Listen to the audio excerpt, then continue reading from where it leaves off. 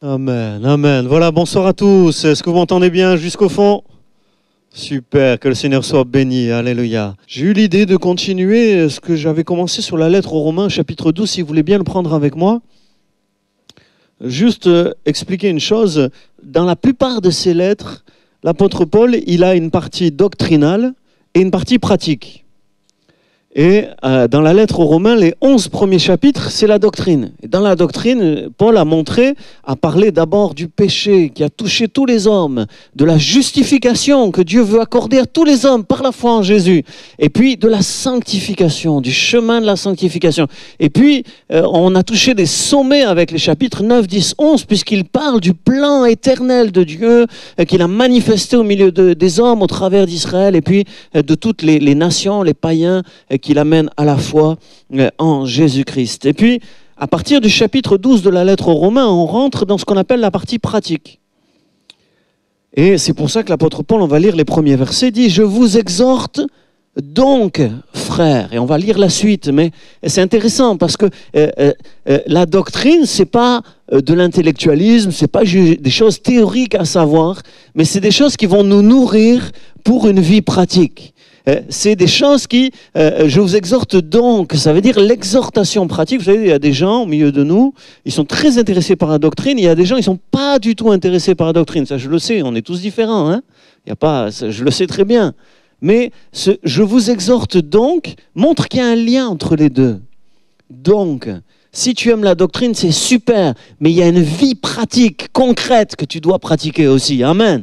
Et puis, si tu es un homme très pratique, une femme très concrète, tu aimes les choses très terre à terre, pratiques, c'est ça ce qui te plaît, j'aimerais te dire qu'il y a une force dans la connaissance des choses éternelles de Dieu. Alléluia. Et c'est parce que justement, tu es sauvé, tu as bien compris ton salut, tu marches dans la sanctification comme Paul l'a expliqué, tu as rompu avec le péché comme Paul l'a expliqué dans la lettre aux Romains, c'est parce que tu as compris que c'est un Dieu éternel qui a des plans merveilleux, qui ne fait rien au hasard, qui conduit tout à merveille, que tu vas pouvoir avoir une vie très pratique, très concrète. Mais quand ça va être difficile dans ta vie pratique, tu auras toutes les armes aussi de la doctrine pour te soutenir et faire de toi quelqu'un de fort. Et donc, je crois que c'est tout un équilibre à la fois d'être dans la doctrine et dans la pratique. D'ailleurs, j'ai mon fils qui rentre dans une école, là, il vient de commencer une école d'aide-soignant. Et puis, ils lui ont dit dès le début, la moitié, c'est des cours, et l'autre moitié, c'est la pratique. Vous voyez ? Amen. Alors, nous rentrons dans la pratique aujourd'hui, et je trouve très intéressant la façon dont Paul va rentrer dans ce qu'on appelle la partie pratique de sa lettre. C'est juste ça que je veux voir avec vous rapidement. Je vous exhorte donc, frères et sœurs, bien sûr, par les compassions de Dieu. Donc, il s'appuie sur la connaissance qu'on peut avoir des compassions de Dieu, de ce qui anime le cœur de Dieu, de tout l'amour que Dieu a en lui, dont il a justement parlé dans les chapitres précédents. Je vous exhorte à offrir vos corps comme un sacrifice vivant, saint, agréable à Dieu, ce qui sera de votre part une folie. Non. Ce qui sera de votre part un culte raisonnable. Ne vous conformez pas au siècle présent, mais soyez transformés par le renouvellement de l'intelligence, afin que vous discerniez quelle est la volonté de Dieu, ce qui est bon, agréable et parfait, par la grâce qui m'a été donnée.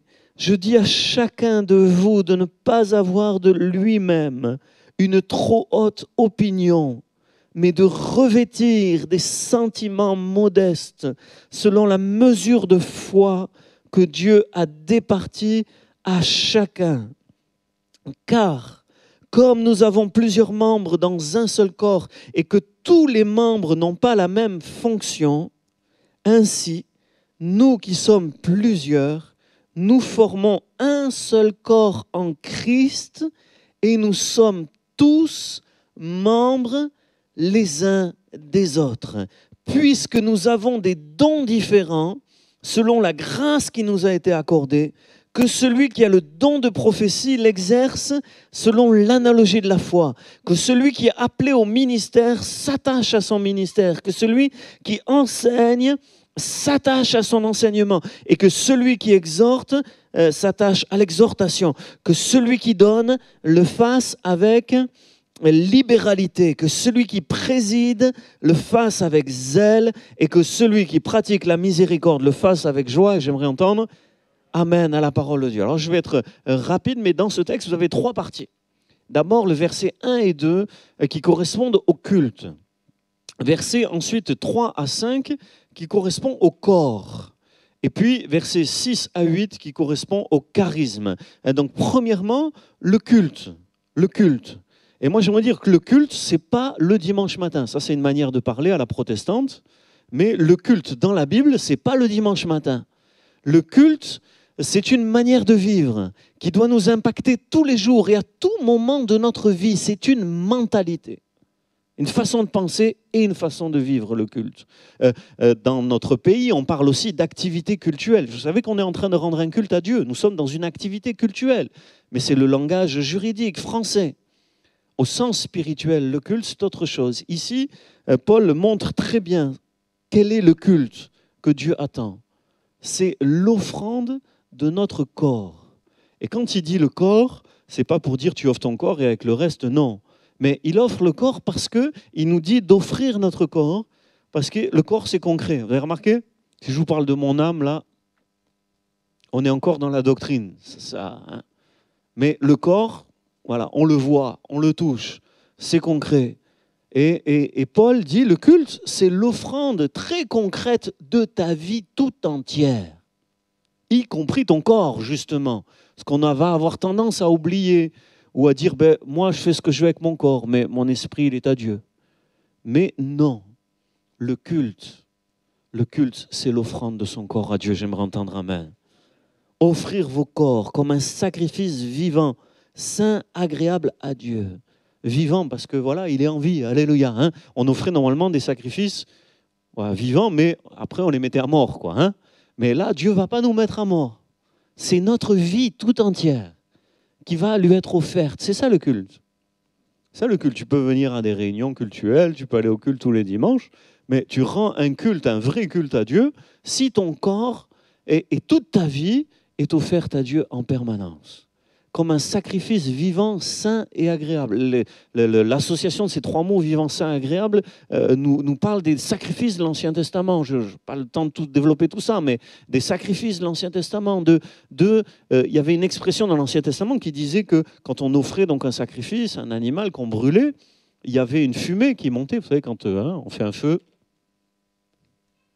Et l'Ancien Testament utilisait cette expression, c'est un sacrifice d'une agréable odeur, hein, il est agréable. C'est-à-dire, voilà, Dieu sent s'il a été donné avec de bonnes motivations, avec un bon cœur. Et grâce au sacrifice, Dieu va être favorable à celui qui offre le sacrifice. Or, on le sait très bien, le vrai sacrifice, c'est celui de Jésus. Mais ici, très concrètement, Paul dit, un culte, c'est pas seulement Jésus t'a offert le sacrifice, Seigneur. Un vrai culte, c'est quand tu mets ton propre corps en offrande à Dieu. C'est quand tu rajoutes ta vie à la vie de Jésus qui s'est offerte pour toi. Alléluia.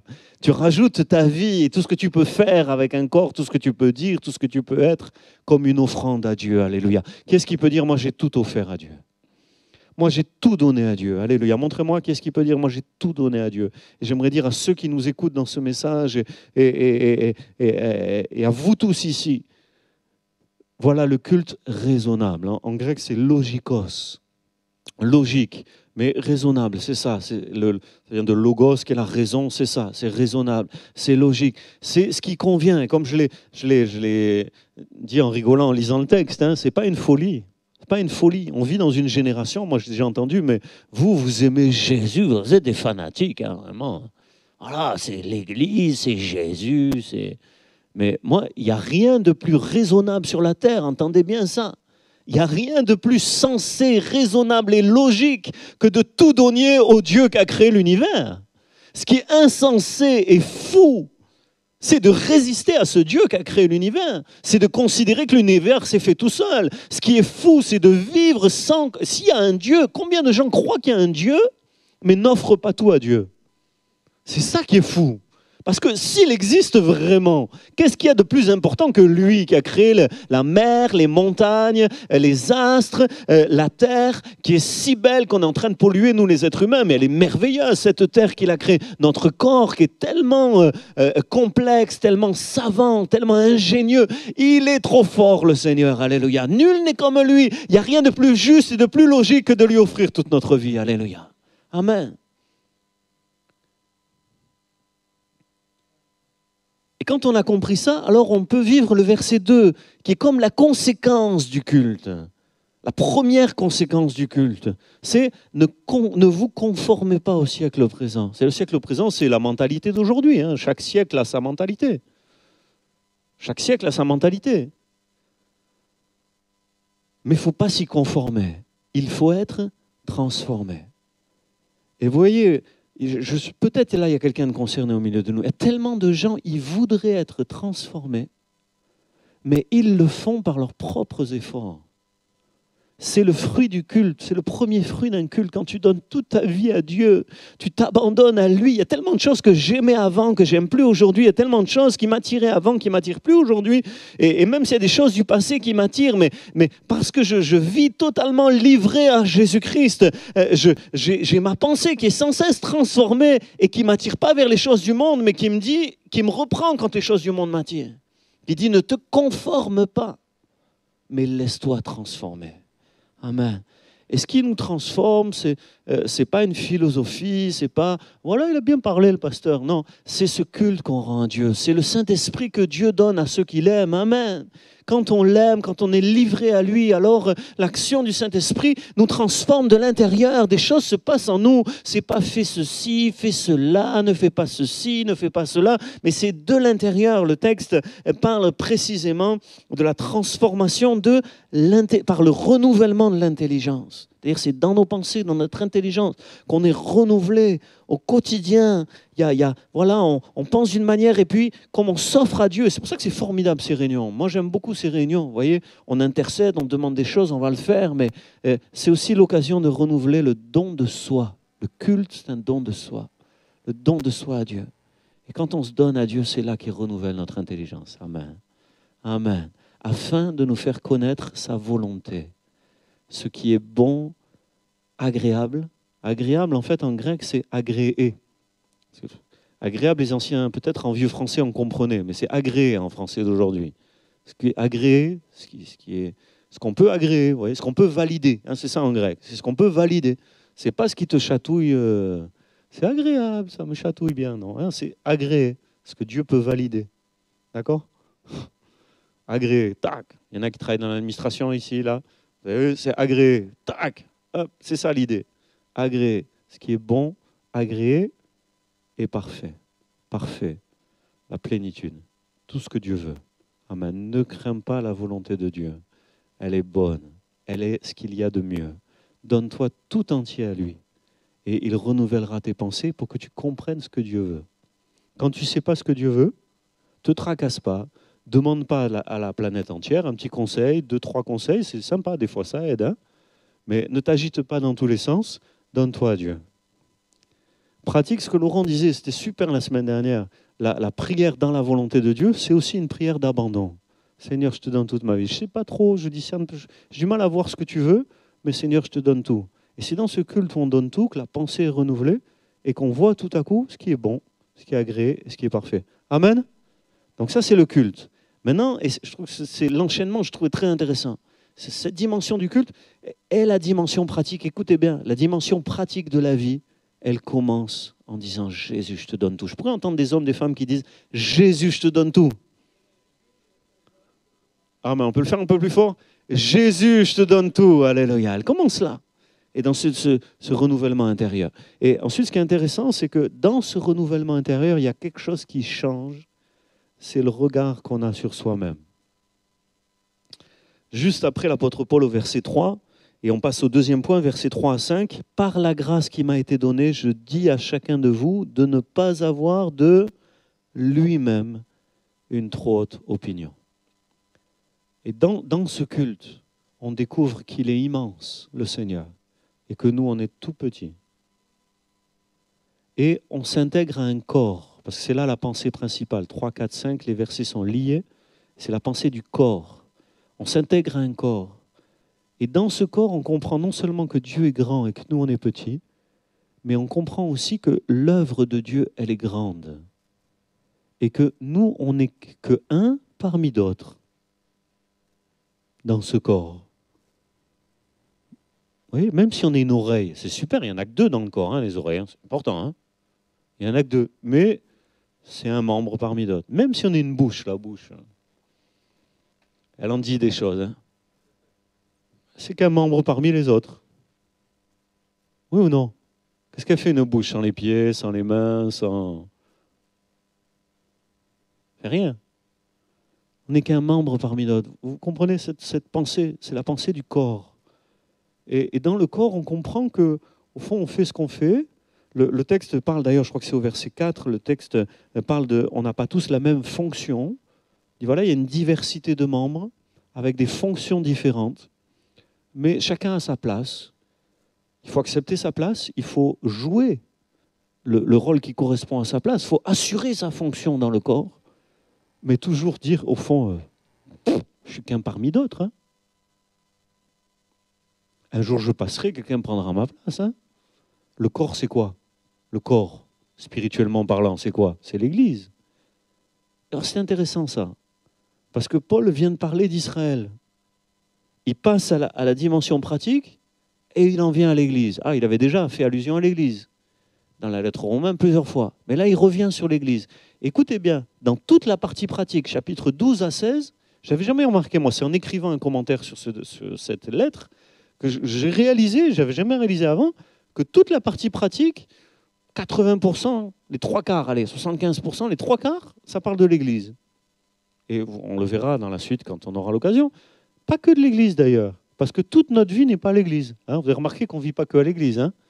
Hein, le texte parle aussi de la société et du prochain. La partie pratique, c'est l'Église, la société, le prochain.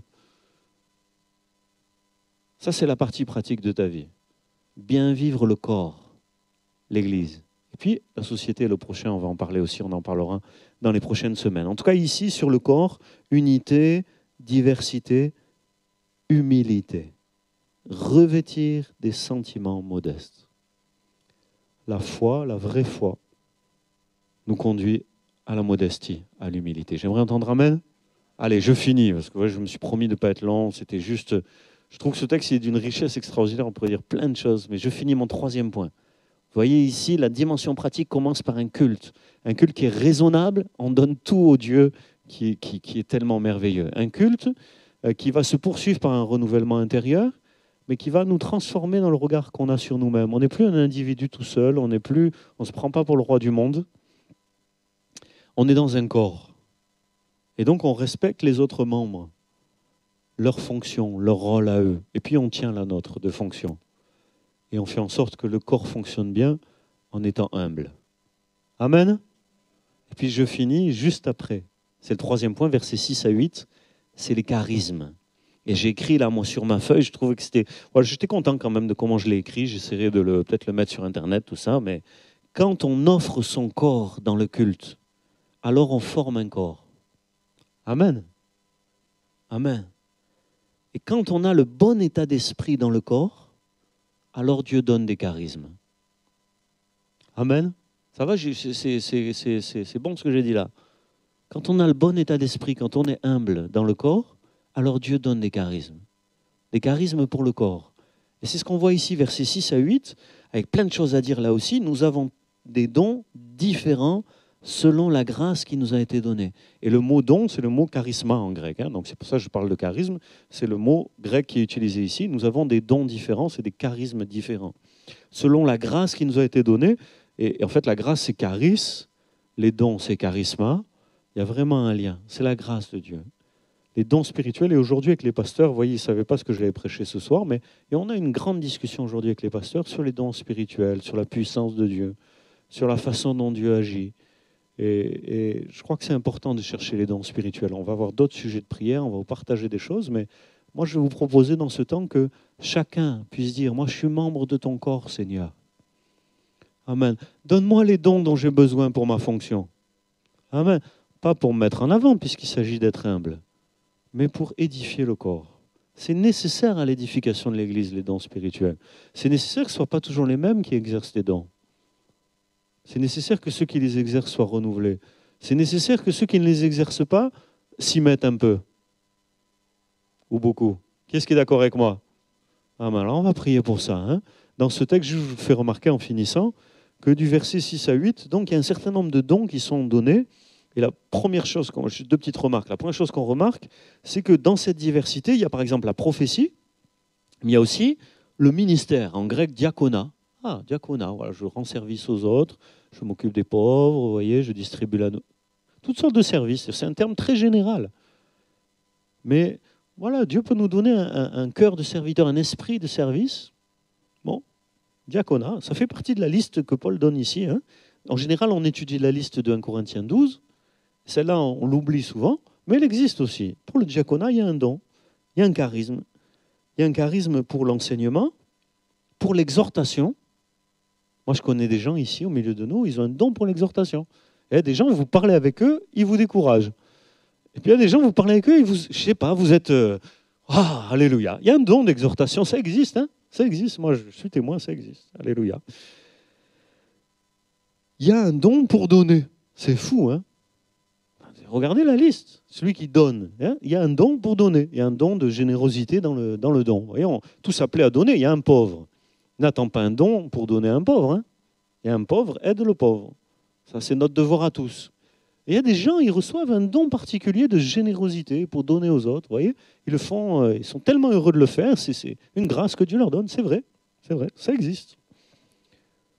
Présider, pratiquer la miséricorde. Et en voyant cette liste, et je les ai lus exprès, je me rends compte qu'il y a des dons un peu comme la prophétie. La prophétie, hein, elle ne passe pas inaperçue. Mais par exemple, la miséricorde, pour prendre le premier et le dernier de la liste, la miséricorde, peut-être on l'oublie un peu. Peut-être que c'est caché, parce qu'on ne sonne pas de la trompette quand on pratique la miséricorde. Donc comme on ne sonne pas de la trompette, c'est caché. Mais c'est aussi un charisme. Et ici, il y a des gens qui ont ce charisme. Et on a besoin de plus en plus du charisme de miséricorde. Je prends que celui-là comme exemple. Mais vous ne croyez pas que le monde souffre? Qui est-ce qui a compris que le monde souffre? Le monde est dans la misère. Misère morale, psychologique, beaucoup de souffrance. Quelle est la réponse de Dieu à la souffrance des hommes? Quelle est la réponse de Dieu à la misère des hommes? Sa miséricorde. C'est la réponse de Dieu à la misère des hommes, aux souffrances des hommes. Et nous, chrétiens, on a besoin du don de miséricorde pour répondre à ces souffrances d'un monde qui a tellement perdu les valeurs de Dieu qu'il fait n'importe quoi et il souffre. Et oui, il faut un vrai don. Oui, c'est exactement ça. Des fois, on va voir quelqu'un qui va mal. Quand on sort, elle dit « Ouf, il est parti ». Non. Là, il n'y a pas de don de miséricorde, vous voyez. Alors, je finis sur les dons, parce qu'il y aurait beaucoup de choses à dire, et au fond, moi, je me suis promis d'être très court. Ce que je remarque ici, c'est que Paul ne met pas l'emphase sur le don, mais sur la façon de l'exercer. Hein, vous avez remarqué, on n'a pas le temps de le regarder, je finis, mais Paul dit, mais ce qui compte, ce n'est pas toi, c'est le corps. Ce qui compte, ce n'est pas le don, c'est comment tu l'exerces. C'est comment tu utilises ce que Dieu a fait de toi, ce que Dieu t'a rendu capable de faire. Tu sais parler, mais comment tu utilises tes paroles? Tu exhortes, tu enseignes, tu essayes de consoler, d'exercer la miséricorde. Voilà, c'est pas le don qui compte, c'est la façon de l'exercer. Alors, voilà, je n'ai pas le temps de regarder, mais il décrit pour chaque don peut-être la façon dont il faudrait l'exercer. Et j'aimerais qu'on puisse fermer les yeux. Après, je crois que c'est Daniel qui a un témoignage, qui va s'approcher. Il y a aussi une autre sœur, mais je ne la vois pas. Daniel va donner un témoignage. Sébastien va partager des sujets de prière. On va intercéder. Mais j'aimerais qu'on ferme nos yeux juste pour finir ce message. Et qu'on dise, Seigneur, voilà, je veux tout te donner. Et on est ici tous ensemble. Peut-être il y a quelqu'un au milieu de nous qui dira, Seigneur, je te donne tout. Je te donne tellement tout que même mon corps, il est à toi. Même mon corps, il est à toi, avec tout ce que je peux faire avec mon corps. Je veux que ce soit à toi, tout ce que je peux voir, tout ce que je peux dire, tout ce que je peux toucher, tout ce que je peux manger.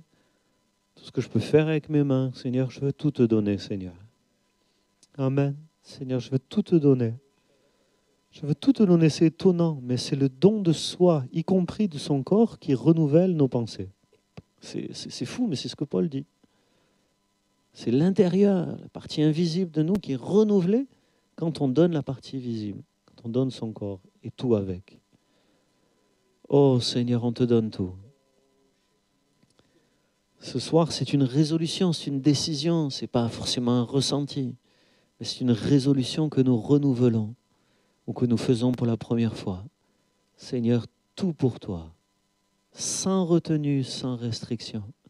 Merci parce que quand on te donne notre corps, tu nous reçois dans ton corps, dans l'Église. Et que là, tu nous apprends à vivre dans la diversité avec les autres, à accepter la place des autres, à prendre la nôtre dans l'humilité. Et merci parce que quand tu nous vois humbles et participants à ce corps, tu te plais à distribuer des dons spirituels, des charismes, et à bénir le monde et à bénir l'Église par ces charismes. Alléluia! Multiplie les charismes au milieu de nous. Et Seigneur, je vais te prier avant de finir ce message. Donne le don de prophétie. Multiplie des dons de prophétie au milieu de nous. Multiplie les dons du ministère, du diaconat. Multiplie les dons d'enseignement, les dons d'exhortation, de générosité, de présidence et de miséricorde. Et donne-nous, Seigneur, surtout, de les exercer comme tu le désires, avec une bonne mentalité, de manière constructive, de manière bénissante, pas pour s'imposer, mais pour bénir en ton nom. Amen. Amen. Amen, amen. Alors qu'on est ensemble, on pourrait dire, Seigneur, peut-être dans cette liste, et je veux finir avec ça, peut-être tu as repéré un don spirituel dans cette liste, et il y en a un qui te fait vibrer, peut-être tu peux la regarder à nouveau, regarder ta Bible et dire, Seigneur, il y a un don, peut-être j'aimerais l'avoir celui-là, j'aimerais le saisir, j'aimerais l'exercer davantage, j'aimerais l'exercer mieux. Et c'est le moment dans la prière de dire, Seigneur, donne-moi ce don, Seigneur, je sais que tu fais comme tu veux, mais moi je te demande, alléluia, amen. C'est pas parce que tu fais comme tu veux que je demande rien. Je suis pas passif, je suis actif, je dis, Seigneur, donne-moi ce don. Amen, donne-moi ce don, Seigneur. S'il te plaît, chacun pourrait peut-être choisir un don et dire, Seigneur, j'aimerais l'avoir davantage, l'exercer davantage, pour bénir davantage. Amen.